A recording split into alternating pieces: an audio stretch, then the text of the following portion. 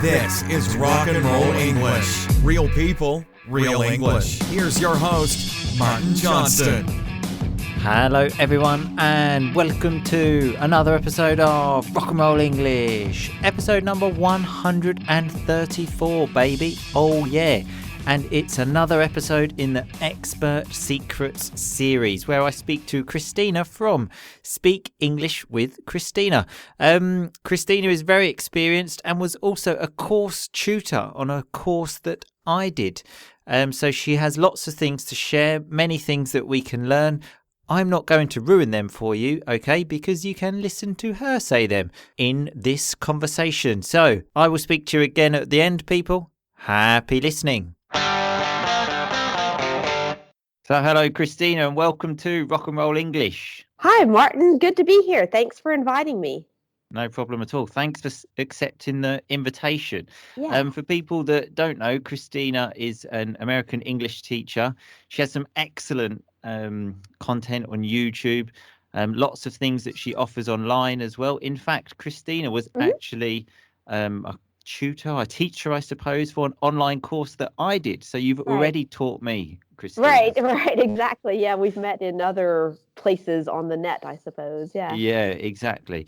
So I've obviously invited you on today so you can share some of the things that you do with our listeners and basically give them advice about how they can improve their English. Sure.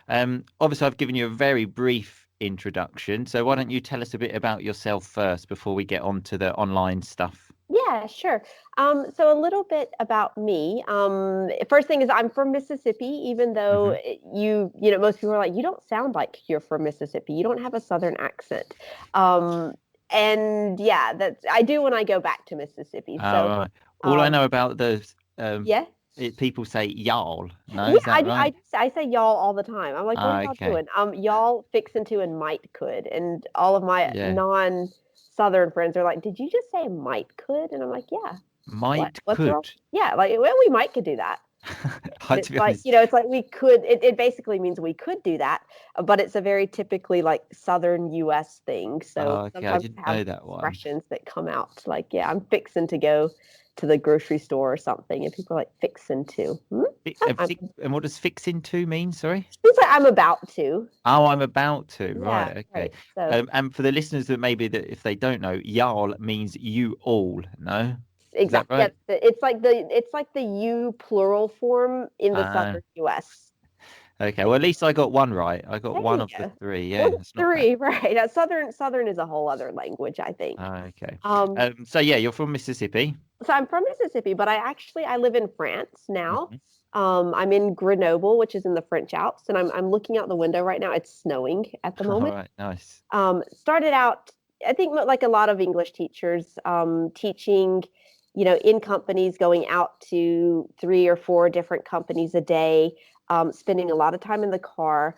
And then at some point I was like, it's not the most productive use of my time because I'm working a full day, or a full day is being taken for work, but I'm only technically being paid for like 4 hours of work. And I was like, there's got to be a better way to do this. And so then I actually have a friend, Geraldine, who does Comme Française, which is these fantastic videos for learning French. And I just asked her, I was like, can you teach me how to do what you're doing? And so she taught me how to start doing YouTube videos. And from there, yeah, exactly. Yeah, it's really helpful to have someone there who can just tell you how to do it. Sure. It just saves you a lot of time and stress. And so I just started doing YouTube videos, kind of, not necessarily with the idea of building an online business, but I was like, I'll make YouTube videos and I can use them in my own, lessons in the companies, kind of fun. And then from that, people just started, finding me on YouTube and then contacting me to say, do you teach online? I like your videos. Can we work together? And so then it was like, I guess we can. I can do this. Yeah, sure. And so it just started from there. And I was very lucky in that because I was working I guess not quite full time at a language school, who was very supportive of, what I was doing, it allowed me to really transition comfortably from being paid by a language school Hmm. to becoming a fully independent online teacher. Sure. And I just think that was, it's a very, I don't say it because I'm intelligent, but I was very lucky to be able to do that. But I think for someone who's looking to get into online teaching, that would be probably a smart way to go, is Sure. to very transition Well, into it. it's just a Yeah, great live lesson as well, in the fact that basically you were working for free, you were doing these YouTube videos, and then that actually then became something that you now do full time. exactly, exactly. And because I Yeah, could show the videos, to my students, I could get their feedback, or I could, see what kind of subjects or what kind of questions they were interested in, and then make sure. videos on that, and then say, Hmm. hey, look, Jean-François, I made this video for you. Yeah, And so it's fantastic. it's very good, like, I guess client research in Mm. that sense of it. Yeah. So that's obviously like the free content you have, but you have lots of other Right. useful courses that I've seen. You've got a fluency club. Yes. There's a course about finding a job. So tell us how you now help students online. So yeah, so there's different courses and different programs, just Hmm. depending on what the person is looking for. Hmm. Kind of our smallest product, I guess. It's a resource pack. It's called What Was That?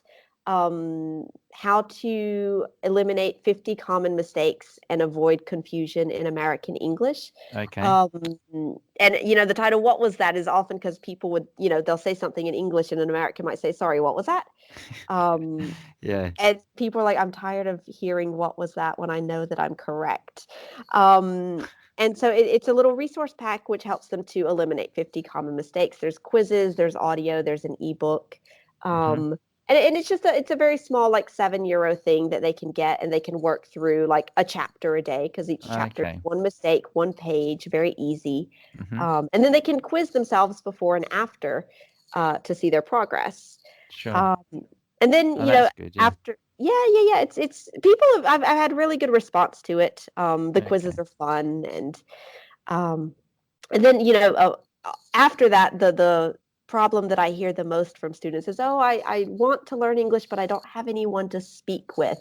Hmm. Um, and that's why we created the Fluency Club, the Faster Fluency Yeah, this is what I'm Conversation. really interested in. Tell us about Yeah. this.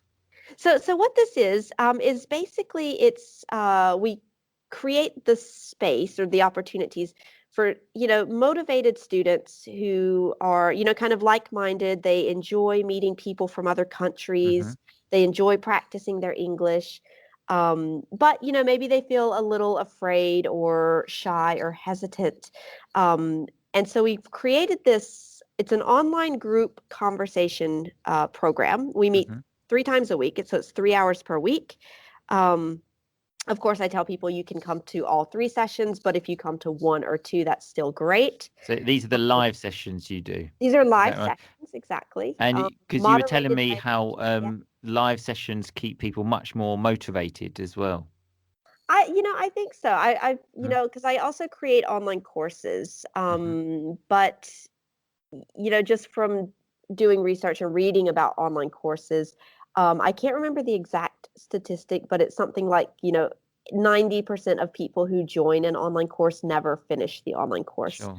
Um, I've done and so that I'm many like, times. I've started an yeah, online and course and I thought, do that. oh God, Yeah, no, that's enough. I create online courses and I still do that. So, Yeah, how can we expect our busy students to sure. sort of be that driven on their own? I mean, it's great if they are, but the reality is, um, there's always things that are, more urgent or, more important. Absolutely. And so the Fluency Club, what is, they've got these 3 live sessions per week. So they're in a group. There's a teacher in there as well. So the teacher is moderating the conversations. And with the software that we use, even if there's maybe 12 people in the conversation session, the teacher can put them into small groups of 2 or 3, and so Okay. that they are having a small, kind of intimate conversation with just one or two other people, um, with the objective of becoming comfortable and becoming confident speaking English with people of lots of different nationalities, because Mhm. I think most people, they speak English with other nationalities, not just native speakers. Yeah, Um, absolutely. so Probably, yeah, I'd say and more so, to be honest, than.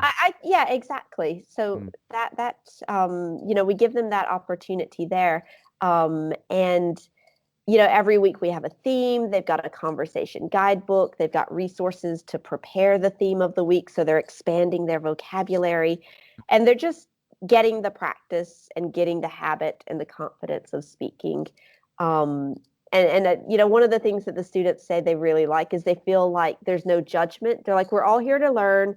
Nobody speaks perfect English except maybe the teacher. Even We're if all it's the teacher, in my case, I often make mistakes anyway. yeah, and I'm like, the teacher doesn't speak perfect English. Yeah, Nobody speaks perfectly. Um, exactly. but it's creating this sort of like community to make it fun and motivating and create those connections while you are improving your English and just getting confidence about Sure. speaking English. So Yeah. yeah, And I really think there is something in that live lessons because, in fact, the yeah, course that I did, where you did the live lesson, right, um, I was really motivated to go to that. If it's just a yeah, video that you can watch anytime, you kind of think, okay, I'll do that later. And then maybe you don't yeah, actually do it. But because it was a live lesson, I remember thinking, okay, well, I'll organize like my day so I'm free for that, so I can yeah. attend that. And I actually really enjoyed it. Exactly. And like I said, because there's 3 sessions per week, maybe they can't come to the Tuesday session, but they can come to the Friday or the Monday session. Mm. So there's that sort of flexibility as well, because, people are in different time zones and people get busy. And so yeah, so that's the Fluency Club. That sounds great. So whilst you're here anyway, with all Yeah, the other sort of guests I have, especially English teachers, I like to ask them for some just sort of general advice that you can give people because I notice each teacher that I have on here right. says something else, and we can always take away one small thing from everyone. So Yeah. if you've just got any sort of general tips for us in general. Yeah, I would say a couple of the tips that I always tell my students is to not be so afraid. I mean, I know it's normal to be afraid of speaking English when you know that you have a strong accent. And even though I often tell them, don't worry too much about your accent, as long as it's understandable. But to not be afraid of making mistakes, because you're gonna make Sure. mistakes. Um, Absolutely. Yeah, you it's know, part of language learning. You just have to accept it and pushing yourself out of your comfort zone. That's what yeah. life's all about. Exactly, exactly. And the more you do it, the easier it becomes. Yeah. And I often, tell them, don't be afraid to practice. Don't say, I only have a low level. I have to wait until I get a good level to start practicing. No, you need to start practicing from the Sure. beginning so that it becomes just a habit for you. So I would say, don't be afraid to practice. Mhm. I also tell them that doing a little bit every day, being regular with it is much more effective than, trying to do 2 hours on Sunday afternoon because that's when you have your free time. Sure, And so all absolutely. of my online courses that I offer, I always, they're always created in a way that you can, you know, go into one module, do one activity for maybe 20 or 30 minutes a day, 50, maybe even 15 minutes. Hmm. But you can do it 15, 20 minutes on Monday, on Tuesday, on Wednesday, on Thursday, on Friday, but you're Hmm. being consistent. And if you just put that into your schedule, in your calendar, you say Monday or every day of the week from 12 to 12:20. Before I go on my lunch break, I'm going to connect, I'm going to do my English work, and I'm going to Sure. be consistent with that. So putting it in your calendar like a meeting, Yeah, I basically. think that makes a big difference. Yeah. Exactly. Yeah. Yeah. So scheduling it and then doing it. And if you do that, over, my online courses, you can complete them in like 3 months Hmm. if you do it at that rhythm. And Sure. if they do that, they'll see that in 3 months they will have completed the course and they will have gotten the results that they wanted when they joined the course. And that's really what it's all about, is helping them to get those results. Sure, absolutely. And one more question, which I've just Yeah, thought about. yeah, Obviously, so you live in France, myself, I live in Italy, right. and us English teachers, generally, we are language learners as well. Yeah, So like, right. what's the situation with your French? What difficulties have you encountered, and how have you managed to overcome them? So I speak fluent French. Hmm. I've lived here for 15 years. My husband is French, and we speak Okay. French at home. And so I don't want to say I have no problems with French because I do, but I'm very much comfortable with the problems that I have, which Hmm. are notably masculine and feminine nouns. I'm the Like same with they're just, Italian. It's just so difficult. I yeah, just can't get my head round it. So there's some rock and roll yeah, vocabulary. To get your head round something is to understand it. yes, yeah. That's very nice. Yeah. Yeah. So yeah, it's there like a lot of the words I know if they're masculine or feminine, but there's like a handful of words where I just as much as I look it up on the internet or ask friends, is it un structure or une structure? It just doesn't stick. Yeah. And my technique for dealing with that is that when I speak French, I clearly have an American accent, so people know that I'm not French. Yeah. Um, so I'm just like, you know what? I don't care. I'm gonna mess up somewhere in this conversation. I'm just gonna let it go. They'll understand what I mean. Hmm. Um, so I've kind of gotten beyond that need for perfection. Yeah. Much However, like what you were just yeah, saying about yeah, accepting your own mistakes. Yeah. yeah, Accepting it will happen. exactly, Yeah. exactly. And I've also realized it's not that's going to change whether or not they understand me. Hmm. So I'm okay with those kinds of little mistakes. However, if I am like writing, maybe to a client or something where I do want to make sure that it's better, I do take the time to either um, I have a doubt, I'll go and look it up on the internet, or I'll ask one of my French colleagues in the co-working space. I was like, can you just read over this for me and check it? And so I think there's, knowing when it's okay to be okay with your mistakes, and then knowing when I need to take that extra little time to Sure. check and make sure. Yeah. Yeah. Certainly written mistakes, because the thing about writing is it stays there, doesn't it? If you're Yeah. speaking and you mess up a preposition, like that's gone in a second. But when it's something written, especially as you said for a client, then obviously you want to make sure that that's written well. Exactly. And also it's something that I've noticed as well. And I really understood this when I was actually creating my course, Understand Real American English, is that when you're speaking and listening, your brain just automatically kind of filters out this stuff. So if you're listening to like an unscripted conversation with, like us, we're having an everyday discussion. Hmm. If you if we're listening to it, it's much easier to follow than if we were reading that same unscripted kind of messy discussion. Yeah, And so sure, absolutely. when you're reading it, like I would read the transcript of some of these, authentic conversations, and I'm like, oh my God, like this is so hard to understand. I can't, like, wait, what are we talking about here? But then when I watch the video of that conversation, it's totally easy to understand. Because I don't know if it's because we're just not used to reading things written Yeah. the way that we speak. Um, Yeah, no, and so absolutely. it's that as well. If you see Yeah. those mistakes written, maybe in a conversation, it wouldn't affect the communication at all. But maybe when it's written out, the person maybe needs to read it twice to get what you're meaning. And so I think it's just worth taking a little extra time for written Yeah, communication I to make sure 100% it's agree. good. Yeah. So yeah, what you were saying, when I, for example, sometimes write the transcript for the Yeah. podcast and I say things and I think, oh my God, what am I saying there? That's just Yeah. completely wrong. Yeah. Uh, Exactly. yeah, but well, I certainly think as well. Well, as you said, we need to be okay with our mistakes, accept it's part of the process. And as I always tell my students, it's about communication. That's the main goal. Yes. Exactly. Exactly. And Yeah. it's knowing, depending on the type of communication, the relationship you have with the person, the stakes that are in Hmm. that communication, knowing how, I guess, demanding you need to be of yourself, in terms of correctness and fluency and things like that. Absolutely. Well, thanks a lot, Christina, for sharing all of Yeah. this with us. One more the most important thing, though. Yeah, Where sure. can people find out more about you? Where can they go? Oh, yes. Yes. So the best place would be to go directly to my website, Hmm. which is ChristinaRebuffet.com. Hmm. And I I'll guess put you a can link to it in the this. show notes Yeah. anyway. So I don't have to spell it for people. Yeah, don't worry. Yeah. And on the site they can sign up and get an American accent survival kit, which is Hmm. totally free. But it helps to train your ear to understand 12 essential expressions that Americans say very fast, like "What are you Hmm. doing?" Okay, right. Yeah. What do you want to do?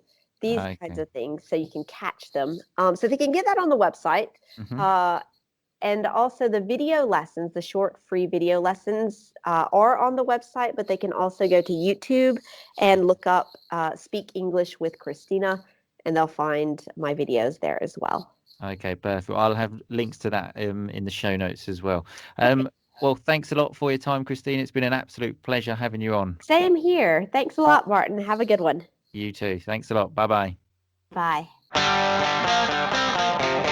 Okay, so remember to go to the show notes page, episode 134, to find all of those links that Christina just mentioned. So the main takeaways from this, in my opinion, one that I really liked was the live lessons and how they give you more motivation. Push yourself to do things like this, because if you don't, it's much more difficult to find the motivation. You always think, yeah, but, I don't really want to do this. I especially don't want to pay for it. I can do it on my own. But then you never do it. I'm not talking about you, by the way, there. I'm talking about people in general, especially myself. I always think, no, I'll do this by myself, and then I never actually do it. But having that live lesson gives you the motivation to, one, prepare for it, and two, to actually go there. Be comfortable making mistakes is another one. Everybody knows when you speak another language, mistakes will happen. We all want to be just as intelligent in a second language as we are in our native language, but unfortunately, we can't always deliver the language in the same way, and mistakes are inevitable, okay? Which means they will happen. But accept it. And if the person you're speaking to doesn't accept it, the person you're speaking to is an idiot, okay? I also liked the part about doing something little every day. Make it a habit. Make it part of your life. For example, I now read short stories in Italian before I go to bed, just to make it part of my life, just to get that routine. Because as Christina said, if you just try and do 2 hours a week on a Sunday, it's not quite the same. So make it part of your week, of your daily routine. You can also listen to Rock and Roll English. If you're in the Rock and Roll English family, you have a podcast every day, and you can do exactly that. Make it part of your day, of your routine, of your life. Anyway, remember to go and check out Christina online. All of the links are on rockandrollenglish.com, episode number 134. I will see you all again on Monday, people. In the meantime, though, just keep on rocking, baby. Thanks so much for listening to Rock and Roll English. For more great content and to stay up to date, visit rockandrollenglish.com and facebook.com/rockandrollenglish. We'll catch you next time.